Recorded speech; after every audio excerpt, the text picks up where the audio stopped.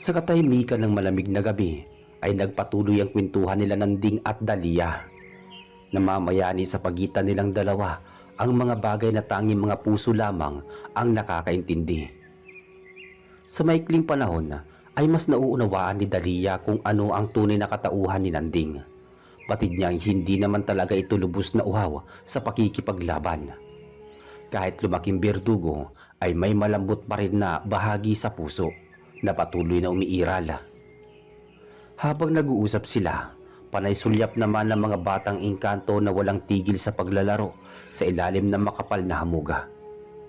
Lumiliwanag ang kanilang katawan na parang mga alitap-tap na nagbibigay ningning sa dilima.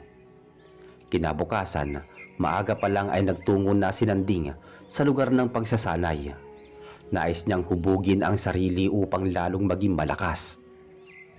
Gusto niyang gisingin at palawakin ang kanyang kasanayan na nagpapahusay ng espiritual na kapangyarihan at kung paano siya gabayan ng ganitong gintong espada sa pakikipaglaban.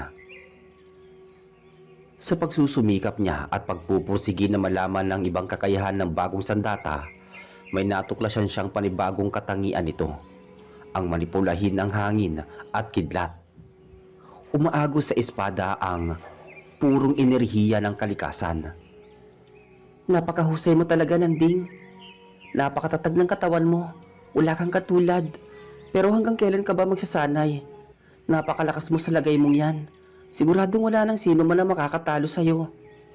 Saan ni Dalia na nakangiting pinagmamasdan siya sa hindi kalayuan. May dala itong kaing na naglalaman ng pagkain at tubig. Ikaw pala, Dalia. Bakit ka na pa rito? Ano kailangan mo? Nandito ako para ibigay itong dala ko. Mamaya mo na ipagpatuloy yung pagsasanay. Kumain ka muna habang mainit pang pagkain. Ako ang nagluto nito para sa'yo. Halika na rito at ako na ang maghahanda nitong dala ko. Nagpaalam ka ba sa iyong guro? Sagrado ang lugar na to. Tanging may dugong babaylan lang ang maaaring manatili rito. Maraming bantay sa paligid na puting engkanto. Pupunta ba ako rito na walang basbas ni guro? Nung nasa kalagitnaan ka ng paglalakbay sa kabilang dimensyon, marami akong natutunan kay guro. Kinausap niya ang mga engkanto na ako ang bago niyang tagapaglingkod. Kaya malaya akong makakatawid sa pook na to.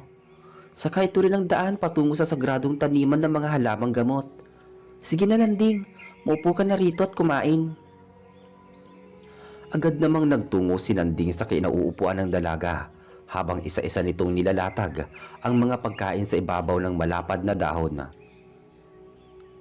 Ibinaon niya ang gintong espada sa lupa, saka naupo sa tapat ni Dalia. Habang dahan-dahan niyang nilalantakan ang mga pagkain, ay hindi naman maalis ang tingin ng dalaga. Tuwang-tuwa ito na pinagmamasdan siya sa bawat pagsubo. Ang mga mata ni Dalia ay tila nangungusap na may malalim na pagsuyo, mga sulyap na may pagkahanga at may halong pagsinta. Hanggang kailan mo ba ako tititigan ng ganyan, Dalia? Ang mabuti pa, saluhan mo kong kumain. Napakarami nitong dala mong pagkain. Tapos na akong kumain, Nanding.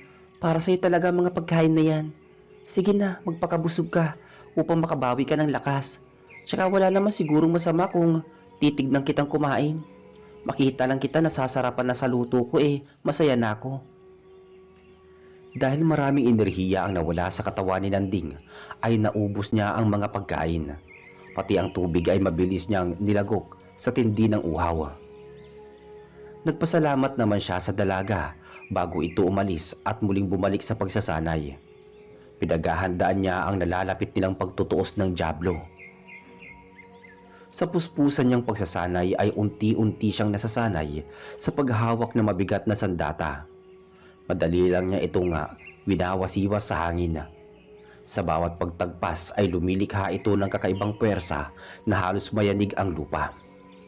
Umiindayog ang mga puno at nagsisilaglagan ang mga dahon dahil sa malakas na daluyong ng hangin.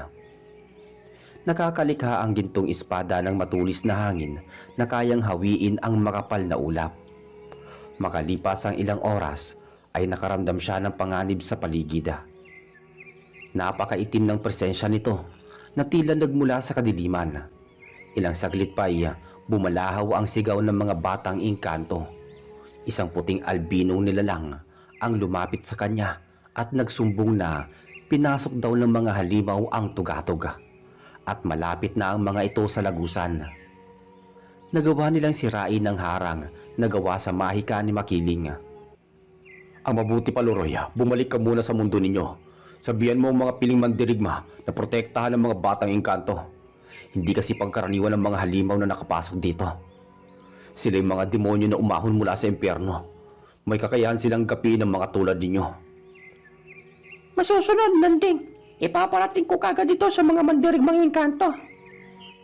Nang maglaho sa paningin ni Nanding ang albino, ay nagmamadali siyang nagtungo sa tarangkahan upang salubungin ang mga kalaban. Nang marating niya ang bukana ng tugatog, nadatnan niya si Makiling na handa na sa paparating na dilubyo. Hawak nito ang pana na may birtud ng tikbalang. Sa likod nito nakasabit ang malaking buho ng kawayan na puno ng palaso. Sa bawat panudla nito ay may nakahalong lason mula sa makamandag na halaman.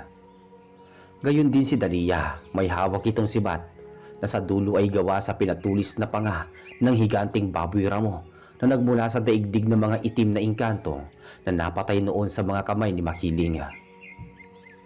Nakamasid ang dalawa sa alapaap kung saan nagkaroon ng malalaking lamat ang kalasag na likha sa hindi makitang liwanag.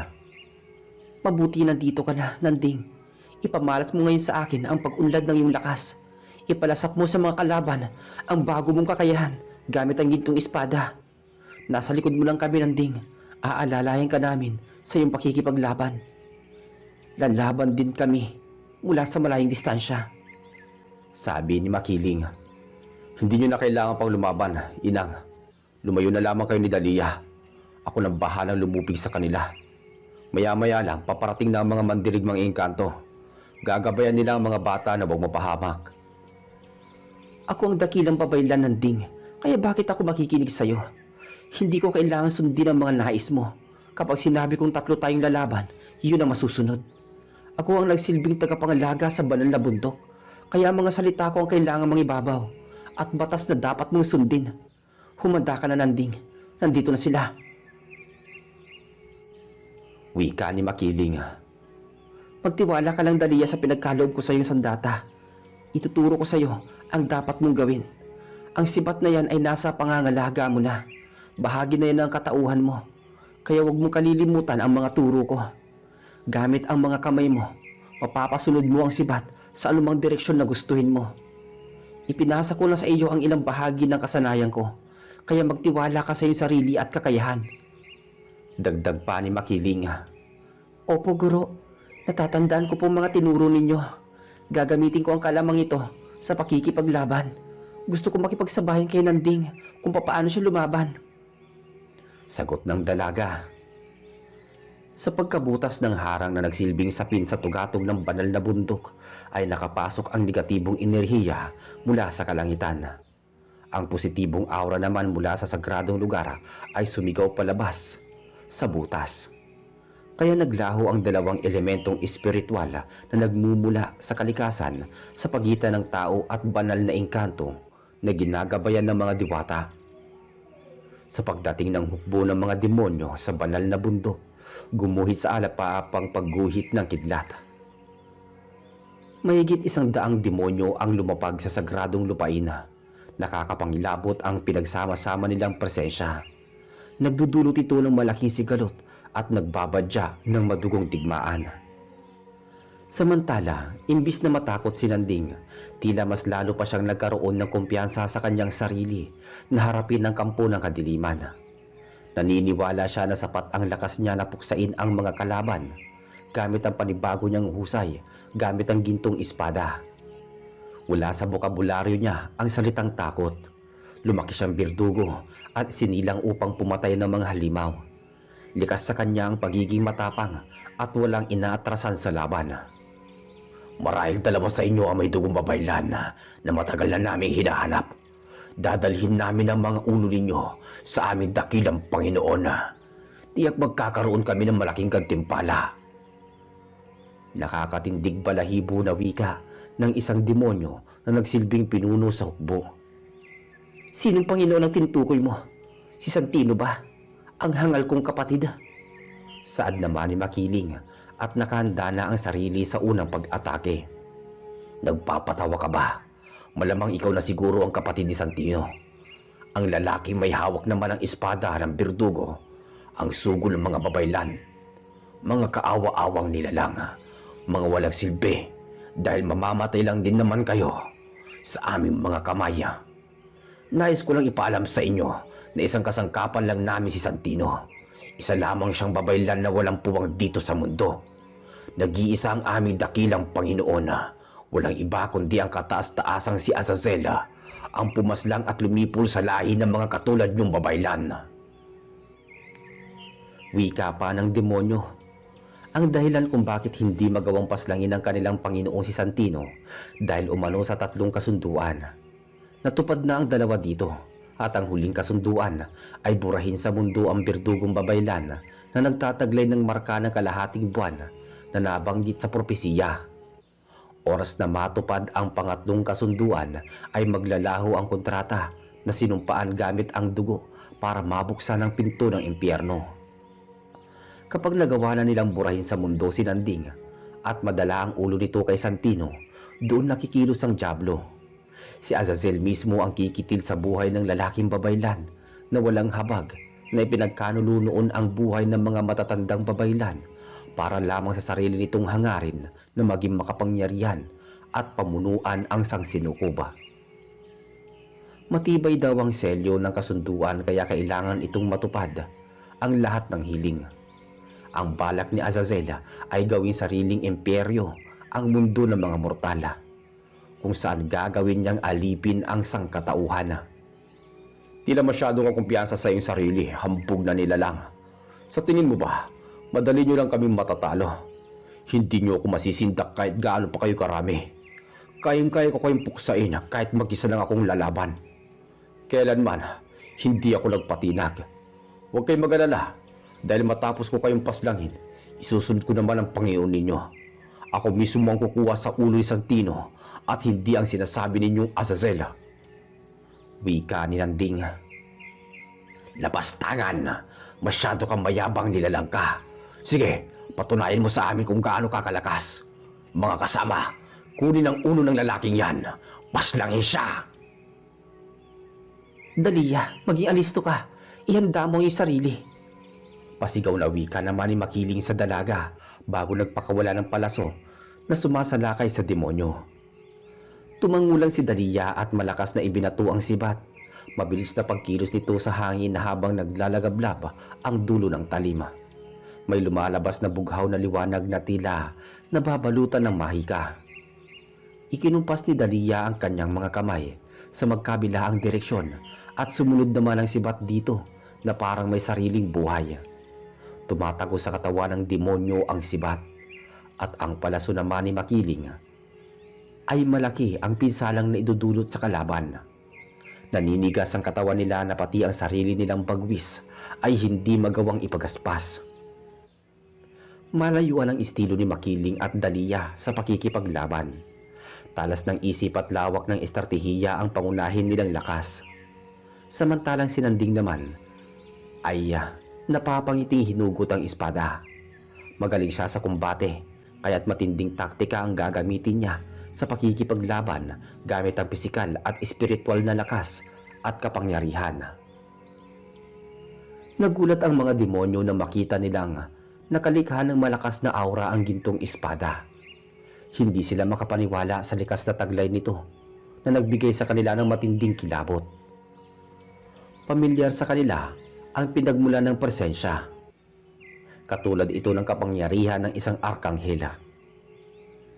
Sa isang hampas ng espada ay tumilapon sa ere ang ulo ng mga demonyo. Ang iba naman ay nahati ang katawan.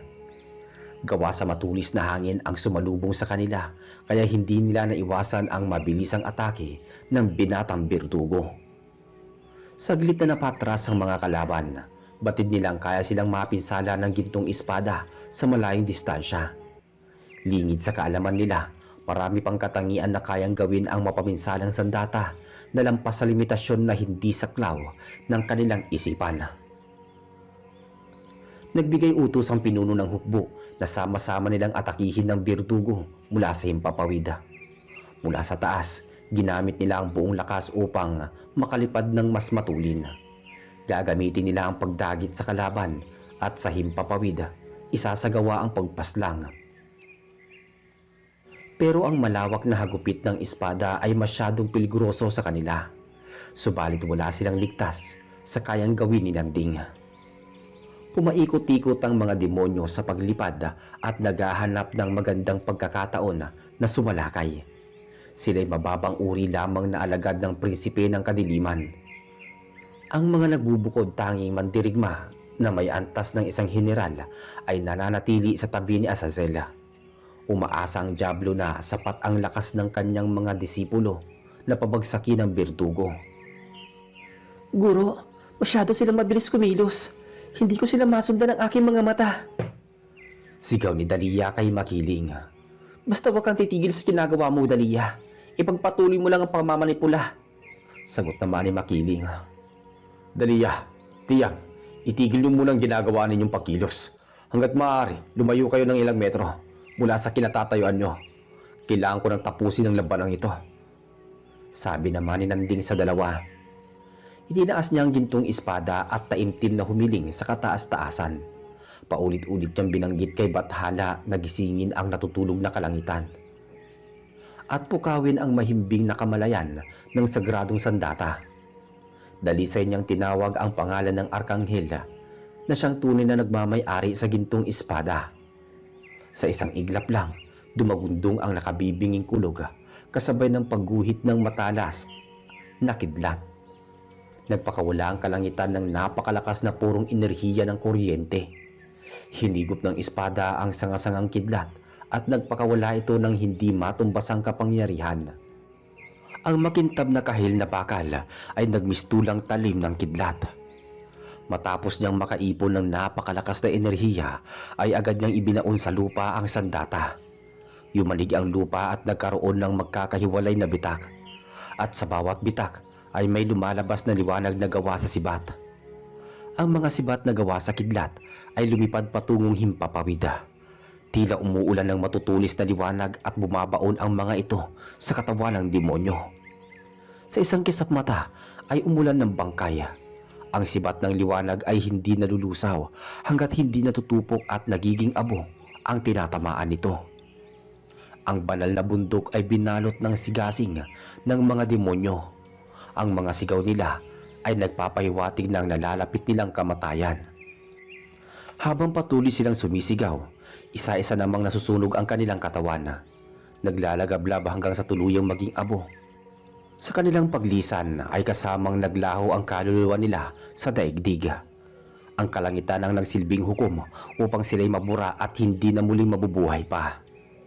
Lubos na namangha naman si Makiling sa ipinamalas ni Nanding. Hindi siya makapaniwala na higit pa sa inaasahan niya ang kayang gawin ito. Iyon ang unang pagkakataon na kinilabutan siya sa taglay na kapangyarihan ng birdugo. Nagpapatunay lang na hindi nagkamali ang propesiya ng matatandang babaylan. Ang diwa ni Nanding ay hindi lang umiiral sa angkan nilang pinagmulan, kundi konektado ito sa mandirigmang anghel na pumuksa noon sa makasaysayang Bakunawa. Kahit huli na dumating ang mga mandirigmang engkanto, nasaksihan naman nila kung papaano kabagsik itong sinanding sa pakikipaglaban sa kampo ng kadiliman. Kaya mas lalong lumaki ang respeto nila bilang tagapagtanggol ng banal na bundok. Pati ang mga babaeng albino ay manghang-mangha sa kanilang natunghayan. Hindi lang basta paghanga ang namumutawi sa kanila, bagkus higit pa sa pag-usbong ng isang humahalimuyak na bulaklak na nag-uunahang dapuan ng mga paru-paro. Mahusay, Nanding. Labis mo akong pinahanga. Kamangha-mangha ang sukdulan mong lakas, nagapiin ang kalaban. Sa maikling panahon, nagawa mong paunlarin ang iyong sarili. Sa palagay ko, sapat na ang kapangyarihan mo na harapin ang Diablo. Wika ni Makiling at nagawang purihin ang binata. Diyan ka nagkakamali, Makiling. Hindi pa sapat ang kakayahan ni Nanding na harapin ang Diablo. Malayo pa ang agwat ng kanilang kapangyarihan. Hindi lang basta mataas na uri ng demonyo ang umuubos noon sa lahi ng babaylan. Narinig niyo naman siguro sa pinuno ng hukbo kung ano ang pangalan ng kanilang Panginoon. Si Azazel ay isa sa 7 prinsipe ng impyerno.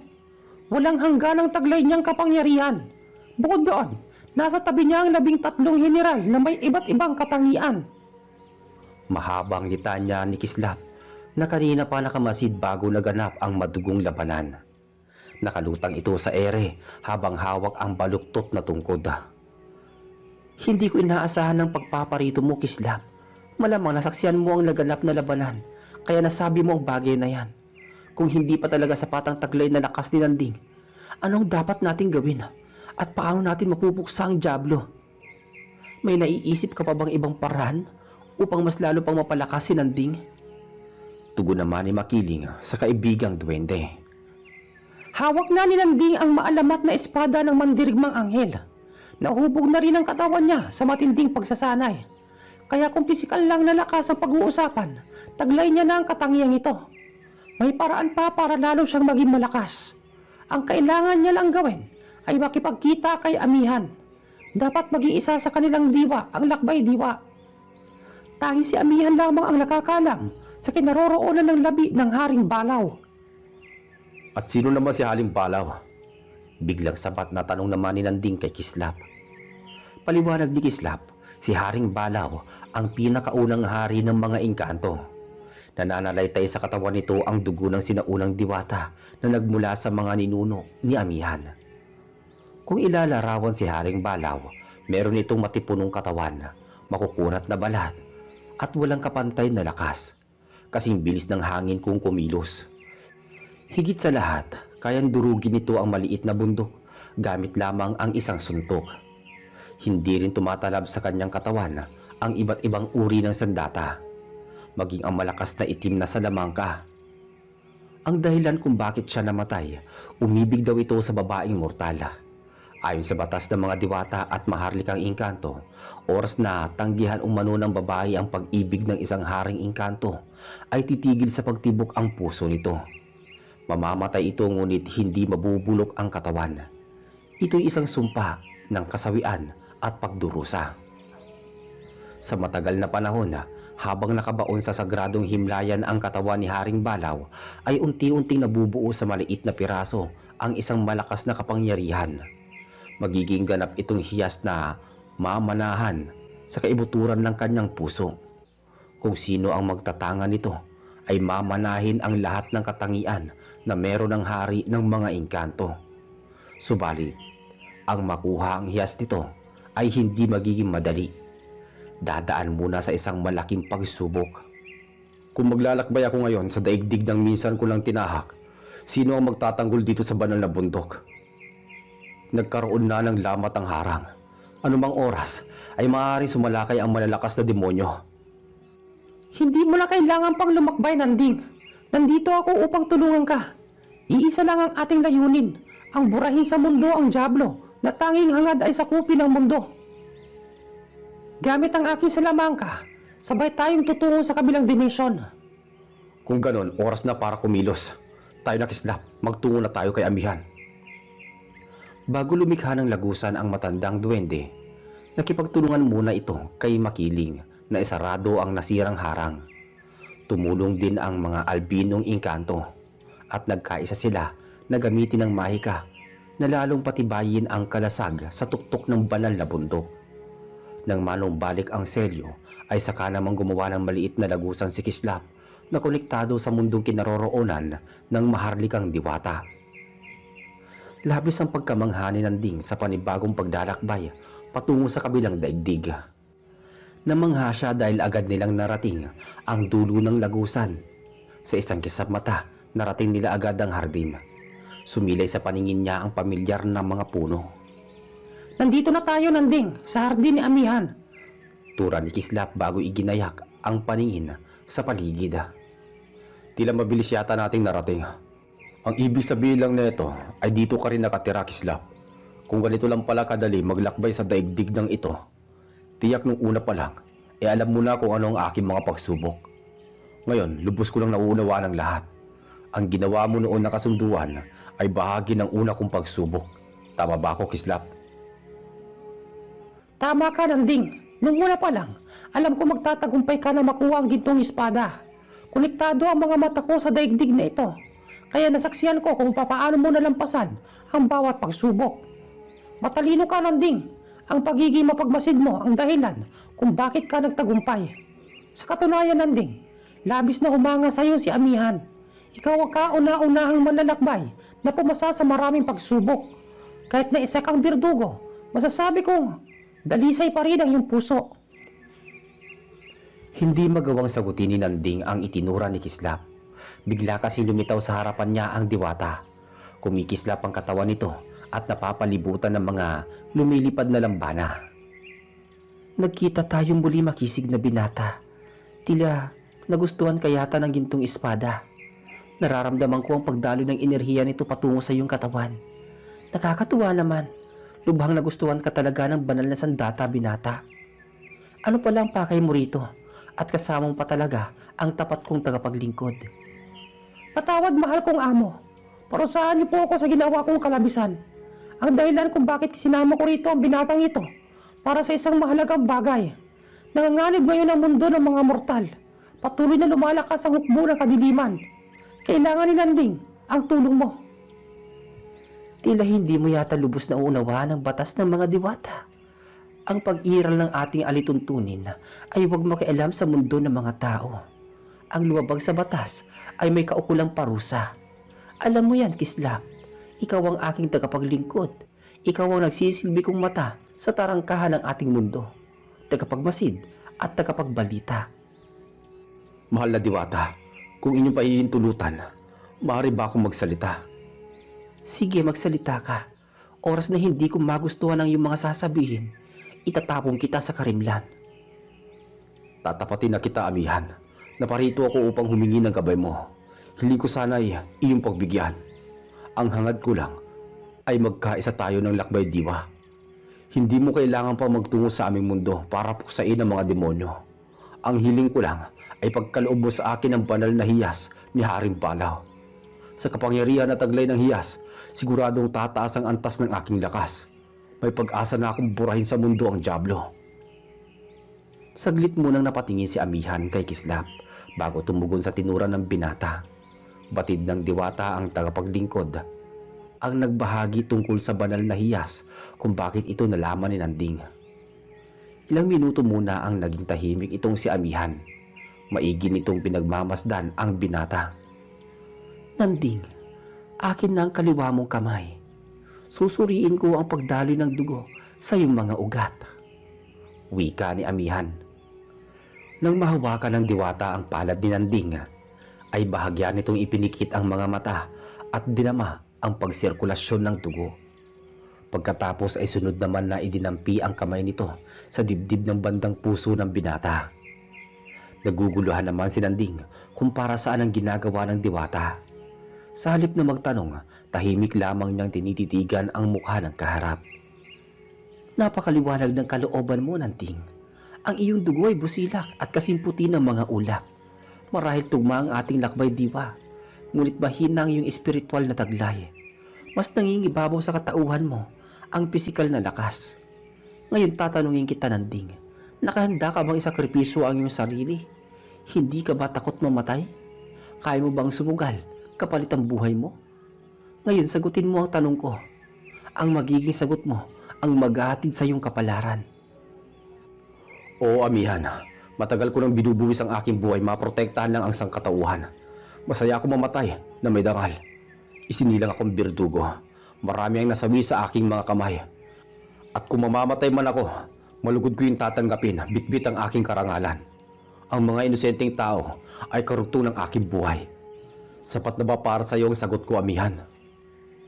Oo, sapat na yon, Nanding. Hanga ako sa iyong determinasyon. Matapang ka at walang kinatatakutan. Sige, pumapayag ako. Simula sa araw na ito, magkarugtong na ang ating lakbay diwa. Nasa katawan mo na ngayon ang maliit na bahagi ng aking espiritual na lakas. Naisalin ko na ito buhat ng hawakan ko ay iyong kamay. At mapalad ka, Nanding, sapagkat walang bahid na kasamaan ang iyong kaluluwa. Pero sa pagkakataong ito, oras na ipagkaloob ko sa iyo ang hiyas ng namayapang hari ng engkanto, idadalhin ka nito sa bingit ng kamatayan. Sana makayanan mo ang sakit na dulot nito oras na pumasok ito sa iyong katauhan. Sumunod ka na. Dadalhin kita sa sagradong himlayan. Naglakad sila patungo sa balon. Sa isang pilantik lang ng mga daliri ni Amihan ay natuyo ang tubig ng balon. Lumitaw ang malalim na hagdan at sa pinakailalim nito nakahimlay ang katawan ni Haring Balaw. Nakalutang ng pahiga ang katawan ni Haring Balaw. Maraming alitaptap na nakabantay sa paligid na tila ba binabantayan ng hari para bang ito'y natutulog lang. Malaki itong nilalang, mahaba ang kamay at paa, kulay abo ang balat at mahaba ang gintong buhok. Mahaba rin ang sungay at buntot nito. Ang wangis nito ang siyang nagpatunay na ito nga ang mahusay na mandirigma. Ngunit nasawi lang ito dahil sa pag-ibig. Dito sa kaliwa ka, Nanding. Saka ihanda mo ang iyong sarili dahil mararanasan mo ngayon ang matinding sakit na higit pa sa kamatayan. Dapat mo ito malampasan kung nais mo talagang maging malakas. Kayanin mo ito hanggang sa huli ng iyong hininga. Tumungo lang si Nanding bago bumuga ng malakas na hangin.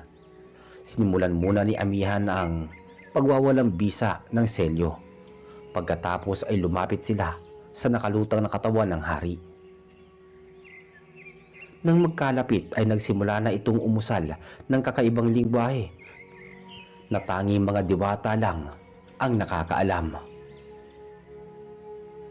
Makalipas ang ilang minuto kung saan tapos na ang orasyon, nagbago ang ihip ng hangin. Napakainit nito na tila nakakapaso sa balat.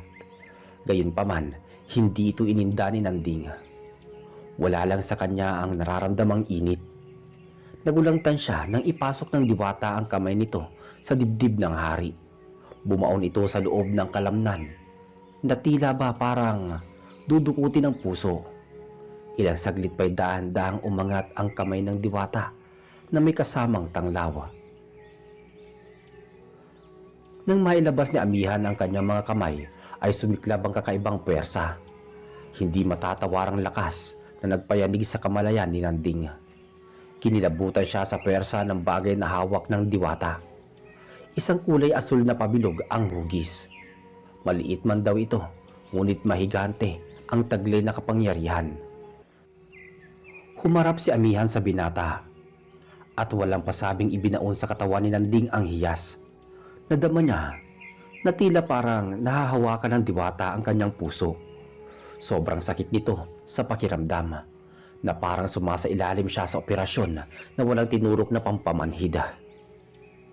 Matapos maitanim sa loob ng puso ni Nanding ang banal na hiyas, ay walang tigil siya sa kakasigaw. Para tinutusok ng maraming karayom ang mga laman loob niya. Nahihirapan siyang humiga. Batid niyang mauubusan na siya ng hangin. Pakiramdam pa ni Nanding, tila parang sasabog ang kanyang ulo. Kumibot ang bawat ugat na animoy. May nakabarang matigas na bagay. Sa punto na tumutulak sa kanyang presensya, tumilapon siya ng malakas sa may pader. Halos madurog na ang kanyang mga buto. Paulit-ulit siyang tumilapon.